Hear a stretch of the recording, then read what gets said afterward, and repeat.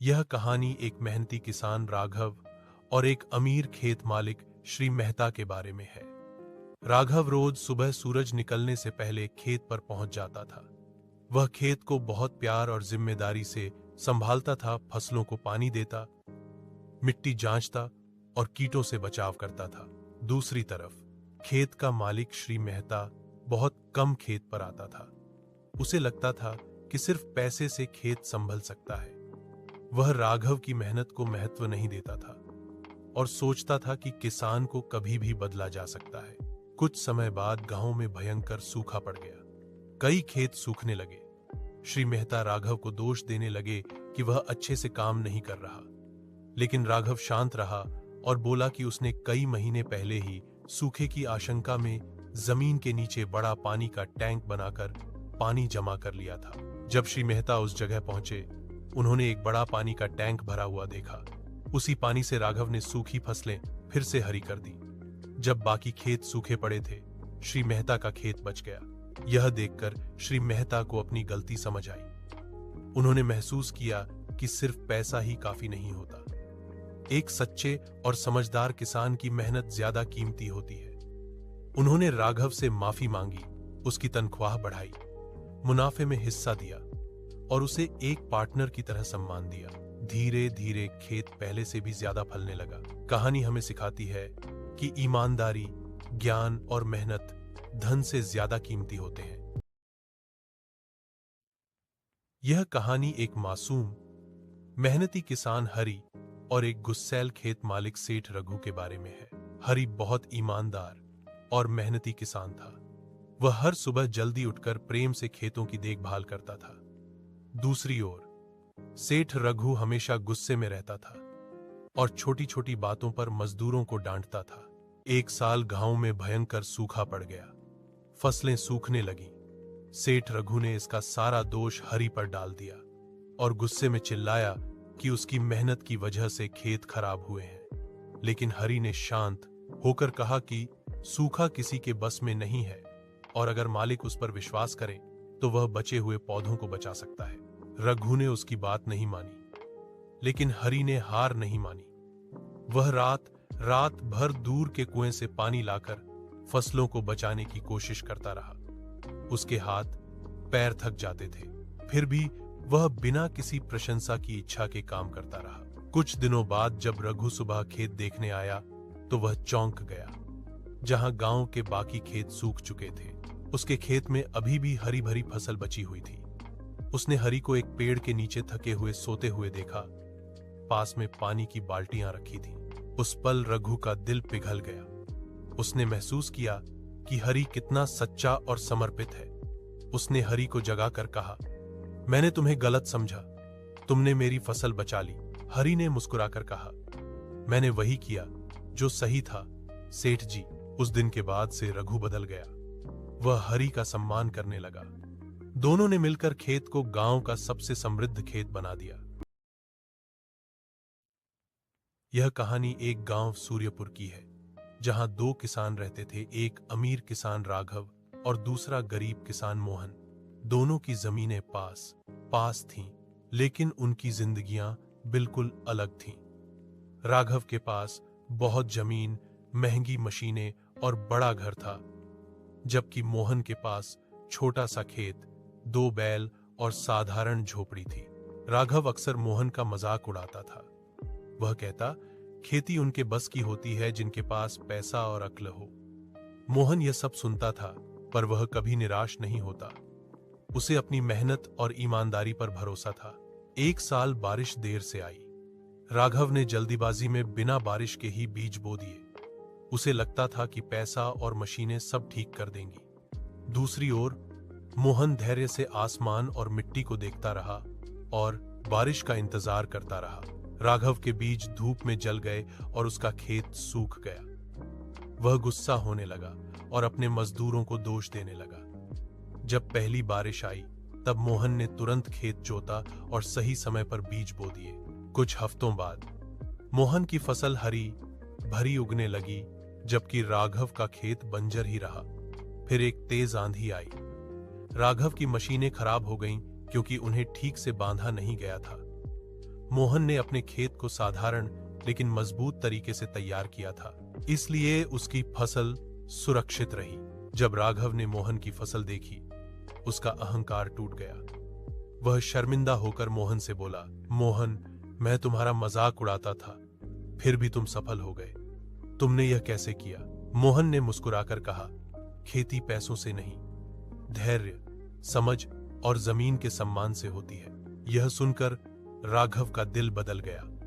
उसने मोहन की इज्जत करना शुरू किया और उससे खेती सीखने लगा। दोनों ने मिलकर काम किया। राघव का संसाधन और मोहन का ज्ञान अगले साल शानदार फसल लाए। इस कहानी में दो किसान हैं, राघव जो लोभी था और मोहन जो ईमानदार था।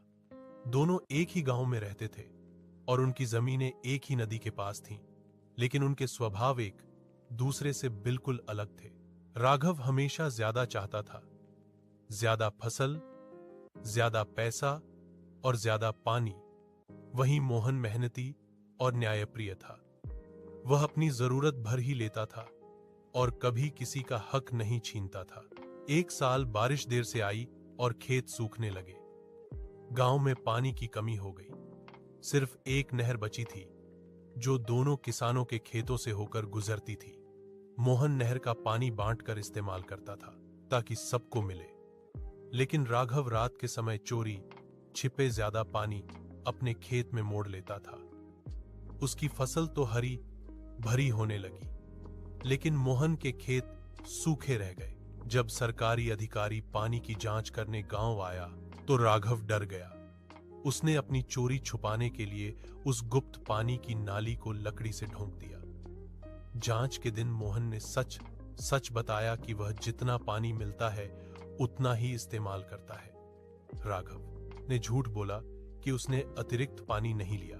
उसी समय तेज बारिश होने लगी और राघव की छुपाई हुई नाली पानी से भरकर टूट गई। सारी गंदगी और पानी बाहर आ गया और अधिकारी को सारी सच्चाई पता चल गई।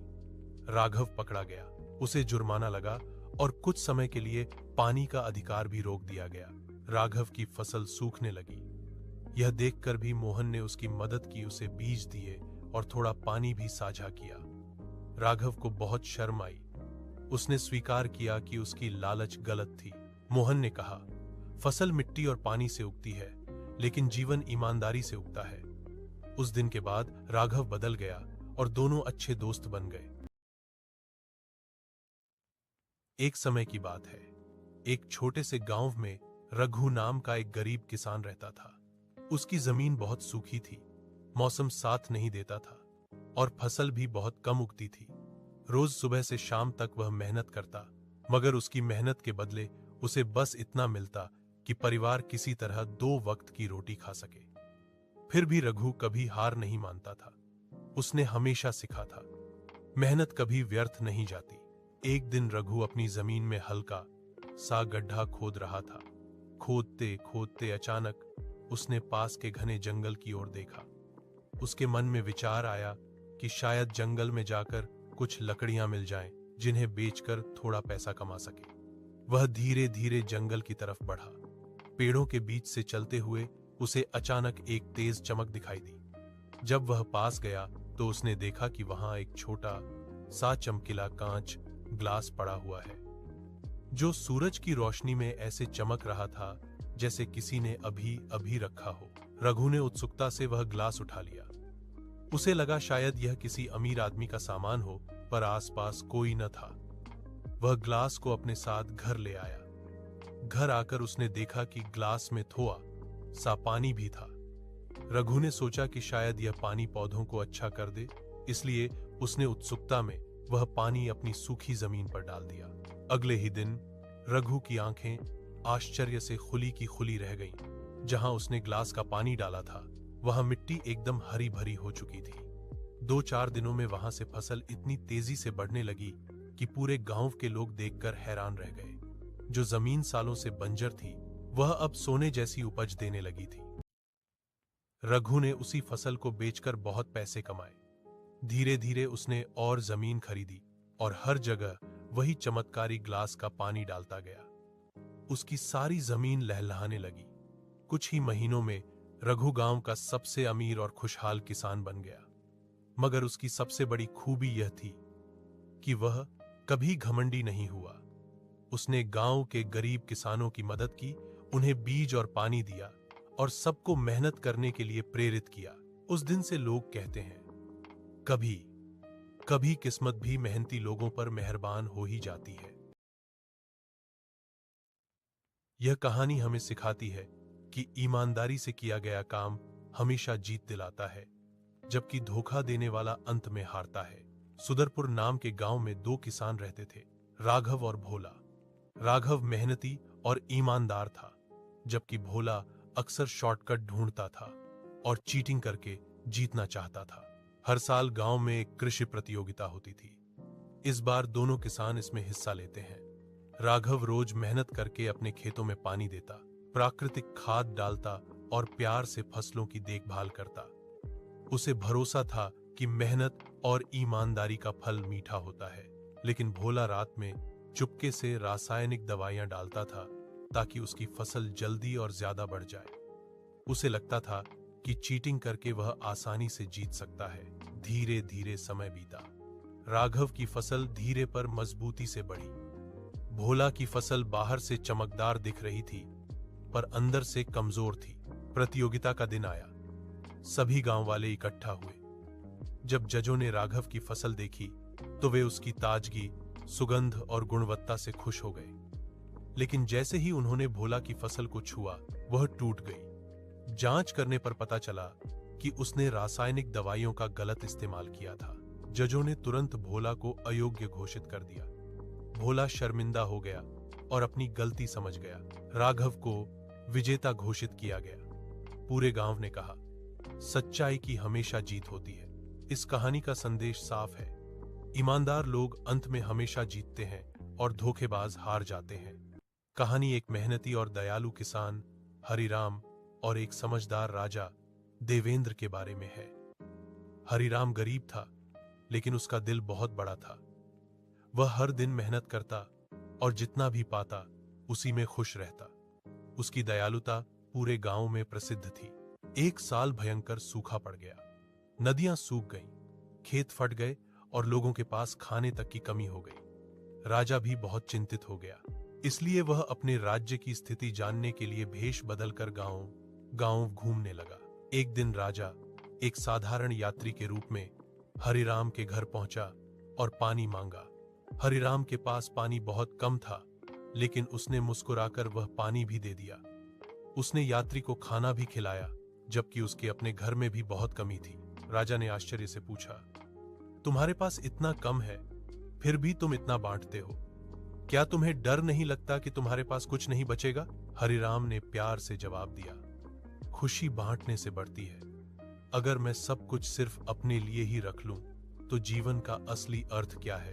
राजा उसकी बातों से गहराई से प्रभावित हो गया। जाते समय राजा ने अपनी असली पहचान बताई। हरिराम घबरा गया, लेकिन राजा ने उसे उठाया और कहा, तुम्हारा दिल किसी खजाने से कम नहीं है। राजा ने उसके घर के पास एक कुआं बनवाया, उसे बीज, बैल और उपजाऊ जमीन दी। हरिराम के खेत फिर से हरे भरे हो गए और उसका जीवन बदल गया। राजा ने बाकी किसानों की मदद के लिए भी योजनाएं शुरू की। धीरे धीरे पूरा राज्य सूखे से उभर आया। हरिराम की छोटी सी दया ने पूरे राज्य की किस्मत बदल दी। कहानी हमें सिखाती है कि सच्ची दौलत सोने में नहीं, बल्कि इंसान के अच्छे दिल में होती है।